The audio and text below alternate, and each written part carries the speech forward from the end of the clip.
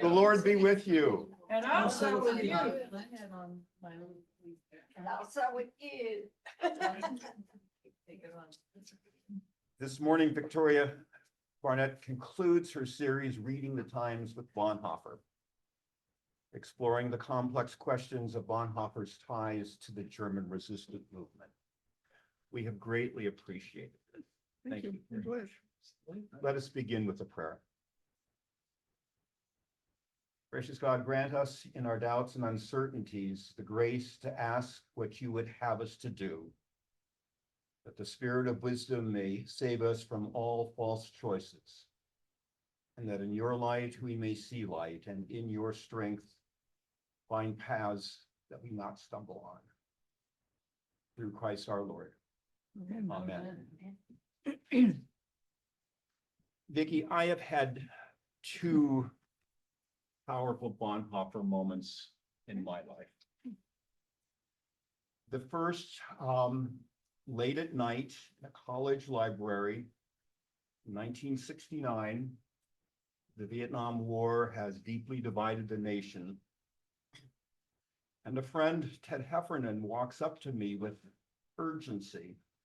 He holds a small, worn paperback book, Letters and Papers from Prison. He says, you want to be a minister, you need to read this. Ask, what does Christianity say to our world? I just wanted to read a passage from Bonhoeffer's Letter After 10 Years from 1942. He says, Bonhoeffer wrote, it remains an experience of incomparable value that we have for once learned to see the great events of world history from below, from the perspective of the outcasts, the suspects, the maltreated, the powerless, the oppressed, the reviled. In short, from the perspective of the suffering. The second, in Outer Island, Little Cranberry, not too far from Swans Island, off the down east coast of Maine. It's winter, and I've led services in a very small congregational church, probably 9 or 10 of us. Herb Strout, 90 years old, invites me to his home for coffee. And Herb tells me about his life, Union Theological Seminary, PhD, university professor and president. And curiously, I asked him, did you know Reinhold Niebuhr at Union? He said, yes. And then he tells me about 1939. A student moves into the dorm. He's German, passionate. And I say, Herb, that was Dietrich Bonhoeffer. Interesting. Yes, but he didn't stay long. He wanted to return to Germany. Bonhoeffer said, I quote Herb, he could not be part of the restoration of the German church after the coming war by staying in the US. And Herb told me that we, a group of students, begged him to stay.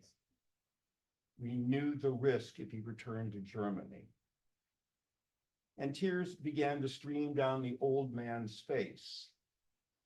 And he said, the question I've asked myself my entire life, the question that has haunted me, would I have had the courage to make Bonhoeffer's decision? And then just a passage from Discipleship. It used to be the cost of discipleship.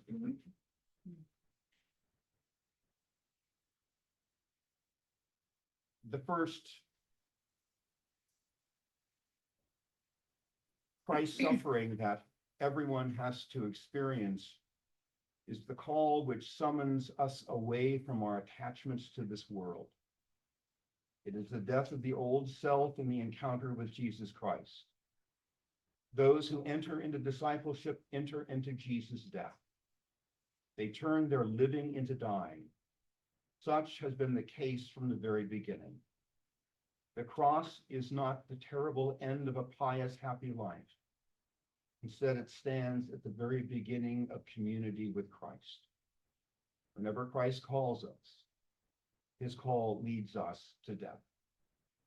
And those two kind of been bookends for my thinking about my life. Thank you, thank you. Well, and those are good bookends for thinking about Bonhoeffer and some of the issues we've been talking about. So I'm going to do several things today, and I warn you, one should never do this with a PowerPoint, but this PowerPoint is text heavy. And because there's so many great quotes from this period. And so what I will do is send them to Scott afterward and he can email them out to people. So while I'm speaking, you don't need to read everything, but I'll sort of summarize why they're on the screen.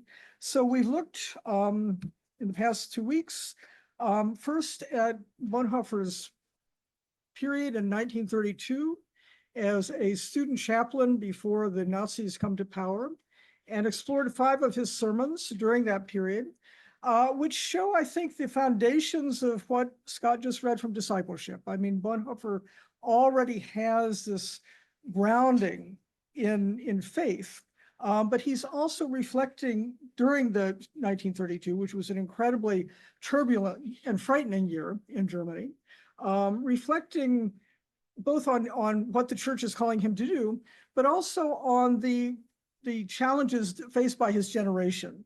He was a young man. He was 25 years old in 1932. So he understood why so many young people, including many of the students he worked with, were drawn toward National Socialism. They were looking for something. They were looking for decisive leadership and a turn away from the chaos of the Weimar Republic and the promise of a new Germany restored to its former glory. And so there's so many haunting phrases in these sermons, and we discussed them a couple of weeks ago, but his description of his generation as being a generation in free fall. They have no future. They don't know what they're going to do.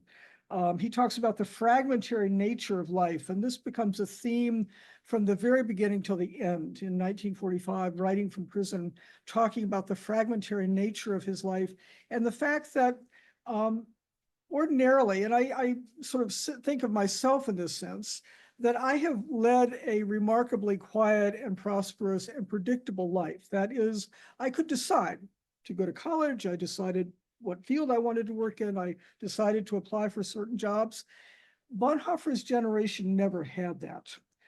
They grew up during the First World War. The chaos that followed meant that they couldn't really depend on there being a career path or depend on their future. And that was especially true for Bonhoeffer after 1933, of course, when he became a very critical voice within his church. And the third theme that already comes up in 1932 is his critique of the German Protestant church, that it is not up to the challenges that are facing it. Last week, we explored Bonhoeffer's idealism, especially his fascination with certain books, notably Don Quixote, and a book called Whittico. Don Quixote, of course, is a parody of a medieval knight, someone who makes himself look foolish by going out and fighting various battles that he's not really fighting against anything coherent. Whittico is the opposite end of that. Whittico is the story of a knight during the 16th century who meets various challenges with honor and dignity, and moves on to ending his life with a sense of having fulfilled his purpose in life. And it's interesting and haunting to look at these two phases of Bonhoeffer's life, especially when we look at the German resistance. And I wanted to start with this picture because I've always found this picture to be especially haunting. This is another family picture. This is from 1943. Bonhoeffer's father was celebrating his 75th birthday. And in Germany, birthdays are a great big deal. They are here too, but in Germany, there's you invite people, you have an all-day ceremony, people read poetry. It's a real celebration of a life. But when you look at the faces of Bonhoeffer, and I circled them, of the people, members of the family who were involved in the conspiracy. I've circled them. I don't know how visible that is, but Bonhoeffer on the far left. Next to him is his sister, Christina von Donani. In the back, you can hardly see him, as Eberhard Bethge, his biography. then sort of mid place up here, this tall gentleman, Rüdiger Schleicher. The next circle is Klaus Bonhoeffer. And on the far right is a man named Friedrich Justus Perls, who I've not spoken about, but he was a lawyer in the Confessing Church and was also executed in the wake of the failed coup. But in March 1943, this is 5 days before Bonhoeffer is arrested, along with his sister, his brother-in-law, and several others. His sister was released from prison after 3 weeks, but Bonhoeffer and his brother-in-law, Hans von Dohnanyi, remained in prison until their executions. So they were already deeply invested in the plans for a coup. And one of the bitter ironies of the Nazi era is that there are a number of planned attempts on Hitler's life.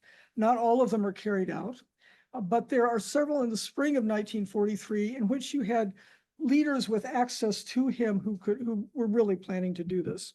And this is only 10 days after one of those assassination attempts by Major Henning von Gersdorff. In March 1943, he had placed a bomb on Hitler's plane. The bomb failed to go off. Tresco managed to disarm the bomb before he was discovered. So he wasn't discovered at the time, but he remained connected to the circles that were planning the assassination attempts.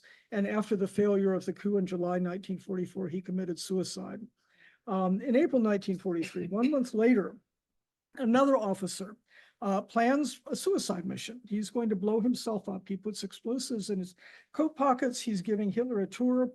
Hitler leaves early. Again, Gersdorff quickly deactivates the devices. He survived the war. He died in 1980. And the last example is from May 1943. So these are all in 1943. These are after the fall of Stalingrad, when the war is really beginning to turn against Nazi Germany.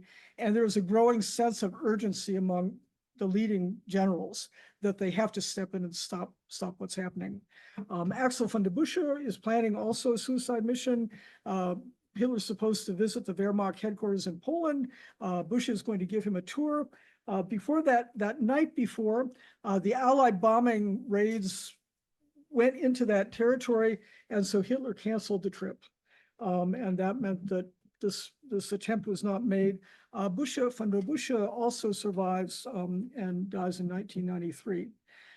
But the big coup attempt, and the one that is decisive in terms of the Bonhoeffer story, is the July 20th, 1944 attempt to overthrow the Nazi regime. It is led, this is the so-called Valkyrie attempt. I mean, there are movies about this, lots of books.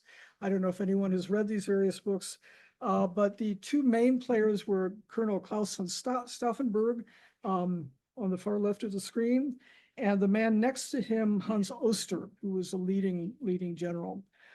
They carefully coordinated this. They coordinated it with Admiral Canaris, who was the head of the Abwehr office. He's in the far right. I'm sorry, Hans Oster is below Canaris. The man next to Stauffenberg is von Tresckow. So this is the plan for a total, assassination of the Nazi leadership. Hans Oster had begun to make a list. I think there were 38 people on that list. So it wasn't just Hitler, it was Göring, Himmler. They had plans in place, and there was an incredibly wide network of people involved in this. The attempt itself was in Poland. It was in the Wehrmacht headquarters, the so-called Wolf's Lair. A bomb was placed beneath the table where Hitler was supposed to sit. Ironically, the bomb gets moved, the table absorbs the blast. Hitler escapes with a few scratches, but 4 people were killed and 13 were injured. And with that, the entire thing unraveled. But most of the conspirators were in Berlin. They were not in Poland. And so there's this brief window in which people think this has happened. Now we go into motion. And so you have people in Berlin who are already beginning to go into motion to seal off parts of the city, to prepare for the taking over of the leadership. So these larger plans, and this is where Bonhoeffer and his brother-in-law Hans von Dohnanyi come in, is that there were these extensive preparations that had been going on for several years for what, for a post-Nazi government. They already had the people in place for the education ministry, for the, State Department, for the, finance department. I mean, they were really, they had spent a lot of time thinking about this because they realized that if you assassinate a group of people and there's utter chaos in the aftermath, the whole thing is going to fall apart. And this was also part of the messages that Bonhoeffer was taking to his contacts overseas, where he began to carry these peace feelers to people in the ecumenical movement who passed the messages along to the Allied leadership, saying this coup is being planned. It's extensive. They're not just going to kill people. They really want to work with the Allies after this happens. And so there are a lot of communications going on. And when Hitler survives, he immediately, is shaken up. He feels invincible. The upper right-hand picture is a picture of the room where this bomb went off, and decides that he's going to get his revenge on everybody in Germany who has any connections to this resistance group. But he also wants, he does, at this point, he does a sweep over the months remaining. So immediately after July 20th, there are 600 people arrested, most of them executed. In August 1944, he orders the arrest of over 5,000 people who have ties to these groups. And of course, the Gestapo, the German internal intelligence, was tracking people, so they could put the pieces together. And of course, when they arrested people and interrogated them, often under torture, people began to crack under torture and begin to betray other people. The family members of the leading conspirators like von Stauffenberg were arrested.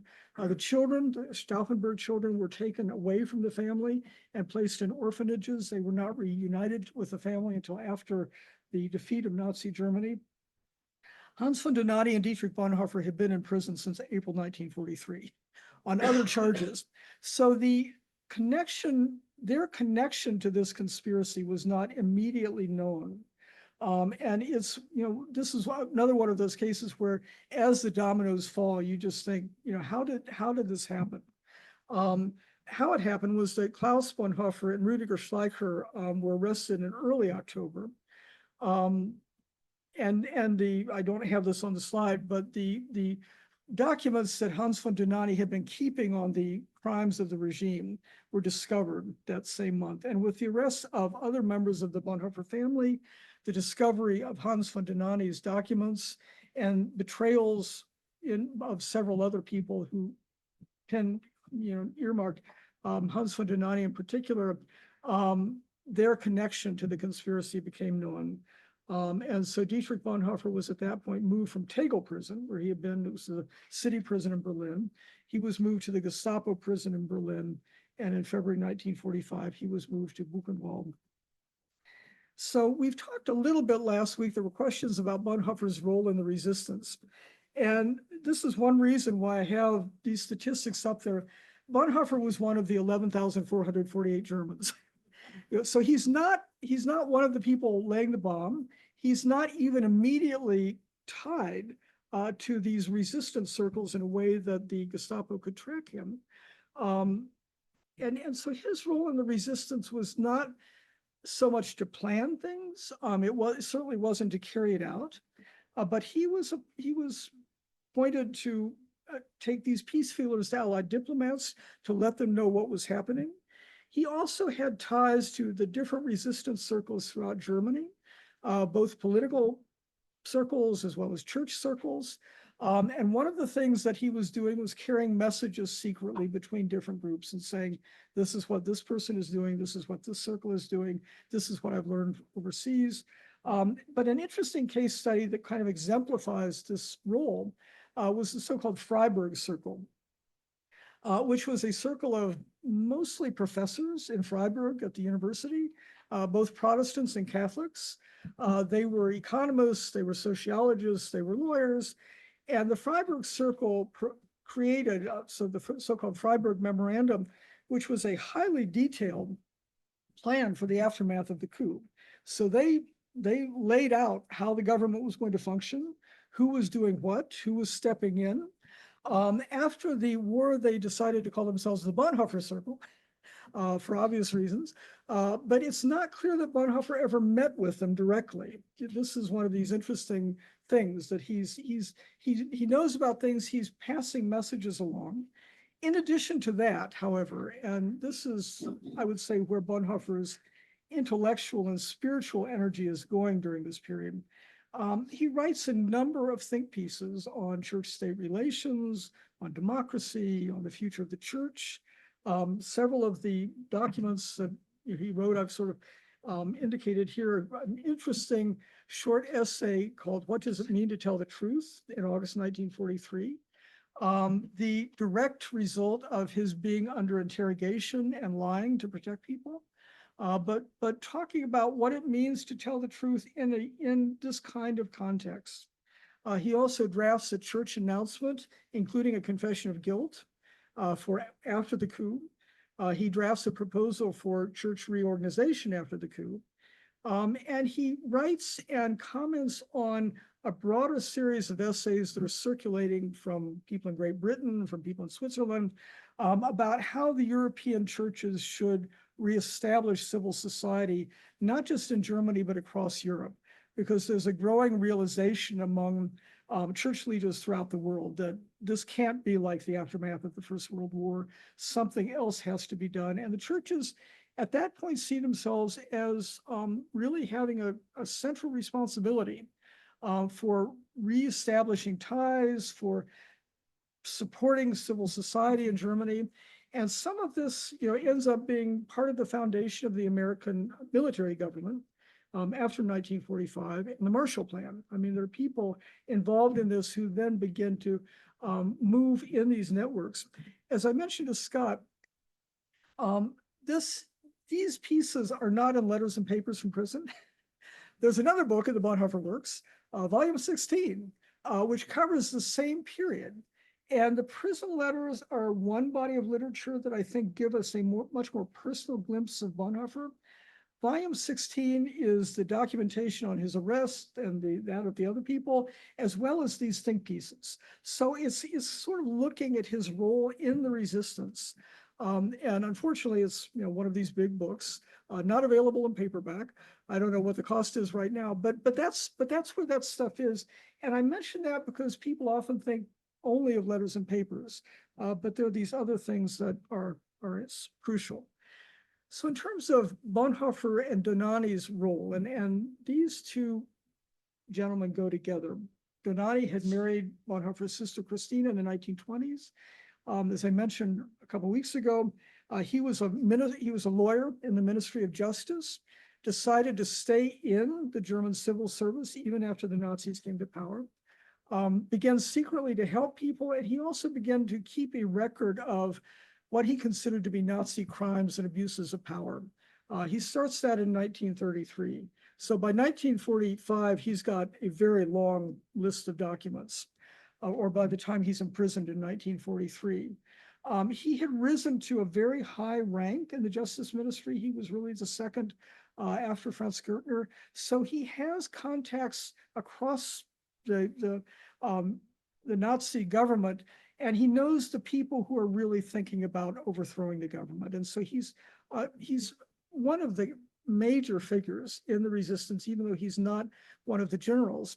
And as early as 1938, Bonhoeffer meets with him in the family home in Berlin, as well as Hans Oster, the general that I had the photograph of before. Because Oster is already, he thinks that the government needs to be overthrown even before the Second World War. And Oster, in fact, was one of the people in the military who sent Allies advance notice of German military actions. He notified diplomats from the Netherlands and Berlin and Belgium before those countries were invaded. So he was guilty of treason, if you will.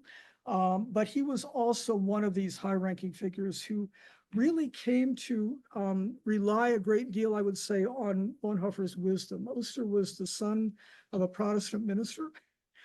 He had his own deep-seated sense of honor and was very aggrieved at what the Nazis were doing.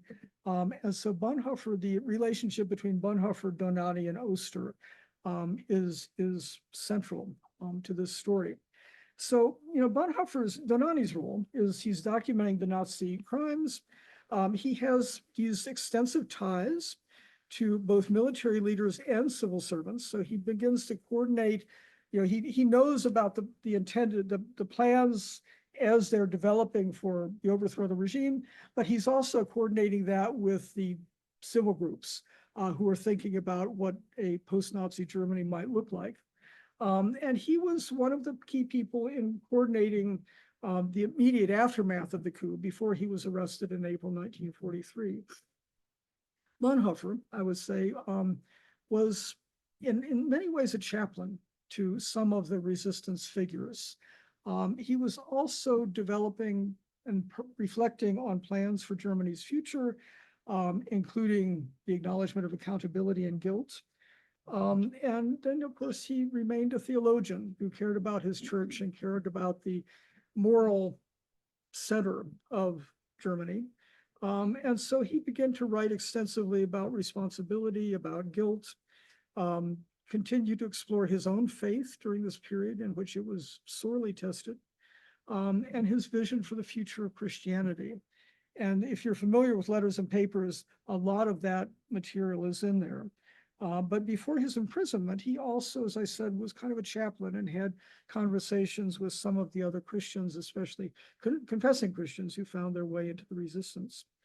The other thing to keep in mind, and this is something people often don't look at, but Bonhoeffer ends up in the circles that are most implicated in some cases in Nazi crimes.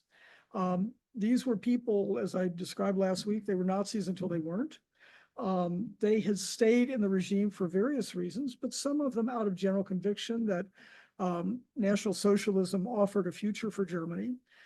So some of them turned against the regime fairly late. Some of them, like Hans von Donani, are against it from the beginning. But particularly in terms of the generals, and of course, they're the ones who are going to carry this out. Many of them hesitated to do anything until Germany began to lose the war. That is after Stalingrad. Several of them, and this includes Henning von Tresckow, were stationed in the East and they oversaw units that were committing atrocities. This is definitely a factor in Tresckow's own decision to turn against the regime, where he feels that he just can't be part of this anymore. And the peace feelers to the Allies, because you've got generals who want to make this deal, included demands that were unacceptable to Churchill and Roosevelt. They wanted to keep Poland, they wanted to keep Austria, they wanted to have immunity from prosecution, all these kinds of things. And at some point, Churchill and Roosevelt said, you do this and you surrender unconditionally, and then we'll talk. So the peace feelers that Bonhoeffer was carrying did not go anywhere. And this was a bitter disappointment, I think, to him, as well as to some of the people in the Protestant ecumenical movement. They felt that perhaps if there had been foreign support for the coup attempt and for a different kind of post-war Germany, things might have turned out differently. But like I said, these people are, they're high-ranking members of the regime. And in some cases, I would say, really implicated. And one of them is Alexander von Falkenhausen, who was actually in the Flossenburg cell adjacent to Bonhoeffer's. He survived and testified at one of the early post-war war crimes trials about the executions of Bonhoeffer and others. He headed the German military government in Belgium from 1940 to 44. So that's a long time to be part of what the Nazis are doing in Belgium. And in fact, in 1948, he was convicted and tried in a Belgian court for overseeing the deportations of Belgian Jews. He was pardoned by Edinburgh. A closer family connection is Paul von Hase, who was Bonhoeffer's mother's cousin. She was born of von Hase. He was a Prussian army officer. He rose through the ranks throughout the 1930s. He also gave a number of speeches praising Hitler. He moved into a villa that had been confiscated from a Jewish family. So he seems to have been on board with the Nazi regime until 1944, until fairly late. He was the city commandant of Berlin from 1940 to 44. In that capacity, he managed to get privileges for Bonhoeffer when he was in prison in Tegel in Berlin. A fact that Bonhoeffer was terribly embarrassed about. And it's clear from reading Bonhoeffer's prison letters that he doesn't want this connection to von Hase. But it's a family connection. Von Hase sort of protects Bonhoeffer for a while. Shortly before the coup attempt, some of the leaders of the coup said to von Hase, we're going to go ahead with this. This is what we want you to do. Seal off. You're the city commandant of Berlin, so you can seal streets off. You can, handle the police. You can do everything to allow the conspirators to gather and take over the government. He agrees to do so. In the wake of the failed attempt, he was arrested and placed under house arrest. And there's stories of him kind of drinking with Joseph Goebbels and others because they cannot believe that he's part of this. And he says, I had no idea. That alibi cracks after about a week. He's executed. His widow and children had to flee the villa in which they lived. And where they went was the home of Rudiger Schleicher next door to the Bonhoeffer family, because they didn't think anyone else would take them in. And that's what led to the arrests of Rudiger Schleicher and Klaus Bonhoeffer. And that in turn is what led to closer examination of the Bonhoeffer family. And Hans von Donani's records were discovered in October of 1944. And that's what then sealed the doom of all of the members of the Bonhoeffer family who were implicated. Poignantly, Dietrich Bonhoeffer was the one person his family thought would get out, because they didn't think he could be tied to any of this. He knew about it, but he wasn't, because he wasn't in the inner circles, they felt that he would be acquitted at some point. And even after the coup attempt, they played it down, and he was in fact planning to escape from Tegel in September 1944. There was a guard, the same guard who carried his prison letters to the family, who said he could help him escape. And what stopped that were the arrests of Klaus Bonhoeffer and Rudiger Schleicher, because Bonhoeffer did not want to jeopardize their safety. And so when you look at Bonhoeffer's writings during this period, that's what he's writing about. He's writing about these, not about the post-war plans, not about these other things, but really reflecting in a very moving and nuanced way about what has happened to German society, about the decisions that the conspirators are being called to make, about what it means to work together with people who are complicit in great evil, and what it means for the future of the church. Today we have villains and saints. Shakespeare's character is among us. That evil appears in the form of light, of beneficence, of faithfulness, of renewal, that it appears in the form of social necessity, is a clear confirmation of its profound evilness. It talks about people who are blinded by this because they think of ethics in a certain way, but when the Nazi ethic has turned traditional ethics upside down, their brains can't catch up to it, and they continue to follow the same rules that they've always followed, and that's not enough. And then this middle quotation is from After 10 Years, which Scott quoted from, "We have been silent witnesses of evil deeds," so forth and so on. Like I said, I'll send these quotations around. And then a letter in May of 1944 from prison, where he begins to really look at the future of the church and talks about how complicit it has become, because he says it didn't stand up to the Nazis. It fought for its institutional self-preservation. And because of that, the church was no longer the Church of Christ. It could not really bring the word of reconciliation and redemption. And so he concludes, so the words we used before must lose their power, be silenced, and we can be Christians today in only two ways: through prayer and in doing justice.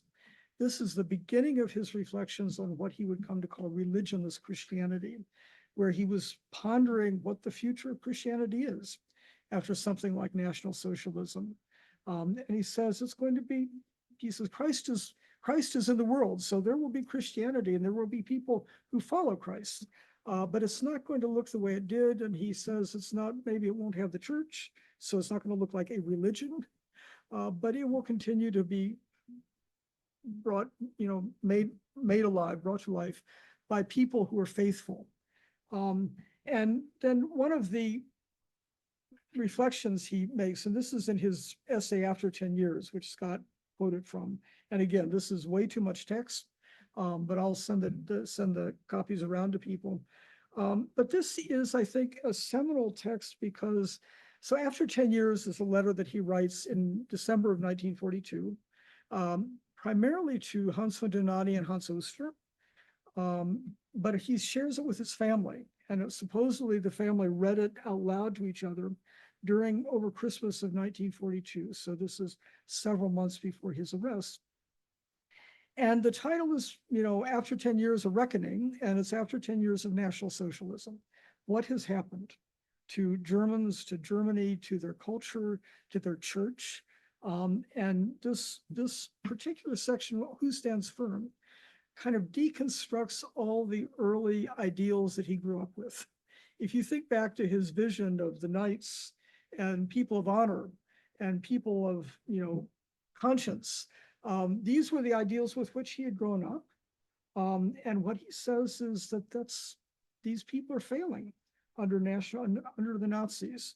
And he calls this the huge masquerade of evil has thrown all ethical concepts into confusion. And he goes step by step through all the things that we would think of as virtues. People who are reasonable, people who are, doing their best to do their jobs. They're clear about reality. They think that they can fix something from where they are. And he says that's, in this situation, that's futile. He says ethical fanaticism, by which he means, the fanatic who's, against the Nazis, he's going to fight them. But he says, like the bull in the arena, he attacks the red cape rather than the person who's causing all the trouble, and constantly fights battles in a way like Quixote that are not going to take him anywhere. The man of conscience is a good thing, right? Says, the man of conscience wrestles with his conscience. He, wrestles with decisions. When should he speak out? When should he not speak out? When should he compromise? And he says the man of conscience finally settles for a salved conscience instead of a good conscience.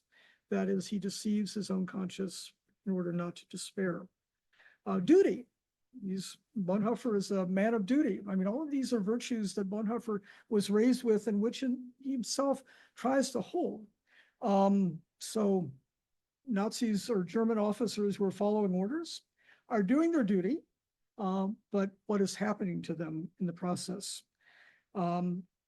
People who decide that they have freedom of conscience and they're going to, decide what battles they're going to fight, and which battles they're going to leave behind. And Bonhoeffer warns he will condone the bad in order to prevent the worse, and in so doing can no longer discern the very thing that he seeks to avoid.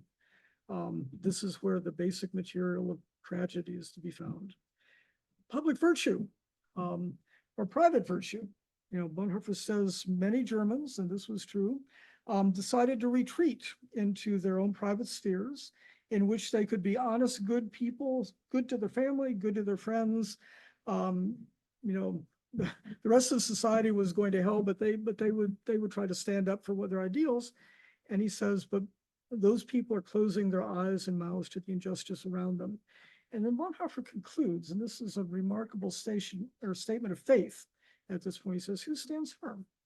If none of these other things work, only the person whose ultimate standard is not reason, principles, conscience, freedom, or virtue, only the one who's prepared to sacrifice all of these when in faith and in relationship to God alone, he is called to obedient and responsible action. Such a person is the responsible one whose life is to be nothing but a response to God's question and call. And it's clear in this statement that that's how he understands his own role in the resistance. And that's the answer to the question that came up last week about, Bonhoeffer's justification for the resistance, and especially the assassination of Hitler. Bonhoeffer said, this is a responsibility I will take upon myself. This is what I think is the right thing to do, the right way to go. It's a remarkable document and it is, it's published as a separate edition. If you're ever interested in reading the essay, just the essay alone, this middle book, after 10 years, Fortress published the essay as a standalone essay. There's an introduction that I wrote to it in which I go through some of these things.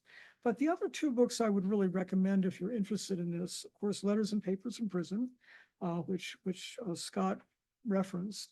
And then there's a wonderful book called No Ordinary Men, which is a study of Bonhoeffer and Donani together. And Donani tends to be forgotten because of the focus on Bonhoeffer, but Donani was such a central figure. And this book was written about, I think about 10, 15 years ago by Fritz Stern, a historian who himself had fled Nazi Germany. And his wife was Elizabeth Sifton, the daughter of Reinhold Niebuhr. So this was a book that they felt was crucially important to honor both Bonhoeffer and Donani and to explore the interplay between these two very remarkable people. So I will stop there. I've thrown a lot of information at you, but I'm happy to hear your thoughts and questions. Yeah. When you talk about the plans laid for post-war Germany, Right. with the idea that everybody sort of tapped and the plans knew that they had been tapped, they sort of was it for some. No. I mean, I think Bonhoeffer knew more than most people, but these sort of grassroots, the reconstruction of civil society. I think Donani certainly knew about it. I don't know if all of the conspirators knew about it, that is the military generals. Their job was to take out the government. But doing so with the guarantee that there were people who would immediately come into place. And that, in fact, is what began to happen in Berlin on the afternoon of July 20th. And then, suddenly it became clear that Hitler was still alive. And that was when so many people were compromised. Yeah. You mentioned that Donani had documented a lot of the Nazi crimes and abuses of power. Would his documentation have included the crimes against the Jews? Yes. I mean, unfortunately, there have been a couple of very good books on this in German. But Bonhoeffer or Donani really began to receive reports from people on the front, like von Tresckow, who said, 30,000 Jews were just killed in Poland. And Donani compiled that. He also passed some of it on to Bonhoeffer, who passed it on to ecumenical officials, and in some cases to the Vatican. So the information trail about the atrocities as they unfolded was shared with foreign diplomats and with church officials. So there was, widespread knowledge at a fairly early stage, of the atrocities, the death camps, and the death camps. That's a different route, a different channel of information. But yeah. So after Germany fell, what did the official church do, and how was that influenced by the work of the resistance? Yeah. Ecumenical vote? It's an interesting story. Let me think if I can tell you the short version. So the people who had the churches had managed to they were not taken over by the Nazi state. They preserved their own independence at the cost of making their own compromises. But that meant that when the Allied occupation began, they viewed both the Protestant and the Catholic churches as resistance organizations. And in September of 1945, shortly after the end of the Nazi regime, the leaders of the confessing church came together and reconstituted the Protestant Church of Germany and issued a statement called the Stuttgart Declaration of Guilt, in which they acknowledged the failures of the church. It's an interesting, you can find this online. If you type in Stuttgart Declaration of Guilt, you'll come up with a text. It's just one page. They don't mention anything about the Jews. And it's the kind of apology that sort of justifies yourself. We failed, but we tried our best. And signing this document were some people who really had no right to say that. Martin Niemöller was one of the people who signed it. So you have people like Niemöller signing it. Interestingly enough, the the information about Bonhoeffer was propagated mainly by Eberhard Backe and his family, but also because Reinhold Niebuhr knew Bonhoeffer, George Bell in England knew Bonhoeffer, people in Switzerland knew him. When that news came out, there were several, there were articles, statements, referring to him as a martyr of Nazism. And so Bonhoeffer's name begins to rise to early prominence at the same time. And it's an interesting couple of years because Bonhoeffer had so much trouble with the leaders who signed the Stuttgart Declaration. And so they're sort of saying, yes, Bonhoeffer was part of us. We were part of this. But Backe was very frustrated by that. But the German church, the Protestant church, as I said, reestablished itself. Bonhoeffer had hoped for a different church organization, a free church that was no longer dependent on state tax money. And his students founded an alternative confessing church. They kept it going until the late 1950s. And so they wanted to keep that spirit alive of a free church. This was a small group, but they had a newsletter, they published things. And that's where some of Bonhoeffer's earliest publications in Germany are made, because Backe was part of that group. So that's kind of a longish, complicated answer. And the last time you talked, I thought one of the most powerful pictures that you had was a church with the swastika Right. flag on the altar, Right. and then ministers giving the Nazi salute Yeah. as some generals exited the church. I was kind of, so as far as compliance with the regime, Right. I know you're in Berlin, Protestant area. I was wondering in the South, the more Catholic area, if there was some Bonhoeffer type of person in the Catholic Church, because I know the Catholic Church has been indicted kind of at the start of that book,